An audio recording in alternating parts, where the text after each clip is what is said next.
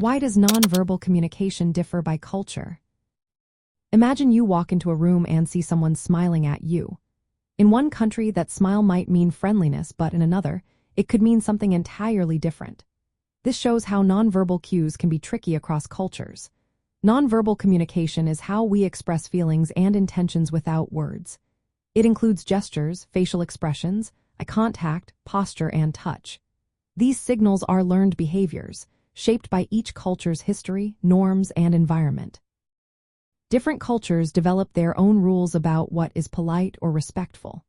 For example, in many Western countries, making eye contact shows confidence and honesty. But in some Asian or Middle Eastern cultures, too much eye contact might be seen as rude or confrontational. Touching the head is affectionate in some places but considered sacred or taboo in others. These differences happen because each culture has its own ideas about social behavior. History and environment also play a role. In some cultures, standing close and touching during conversations is normal. In others, personal space is highly valued, and touching is limited. These habits come from the way societies have evolved and what they value most. For instance, cultures in warmer climates often have closer physical proximity because of their environment.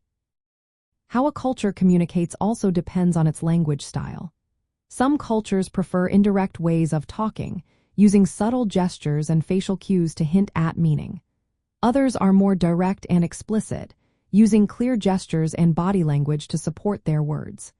This influences how people use their hands, facial expressions, and posture in daily interactions. Gestures also carry symbolic meanings. Bowing in Japan shows respect and social hierarchy. In the United States, a thumbs up is a positive sign, but in some Middle Eastern countries, it can be offensive. The Maori greeting of rubbing noses symbolizes sharing life energy, which is unique to their culture. Religious beliefs can also influence nonverbal behaviors. For example, some religions restrict physical contact between genders or have specific gestures that are considered sacred.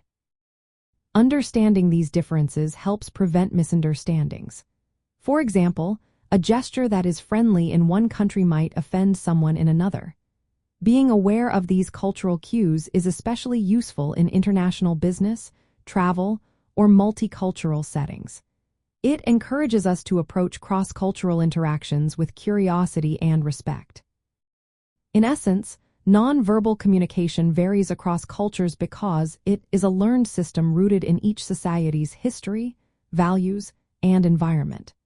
Recognizing these differences helps us better understand human behavior and social dynamics. It shows how people connect in ways that words alone cannot express, making every interaction richer and more meaningful.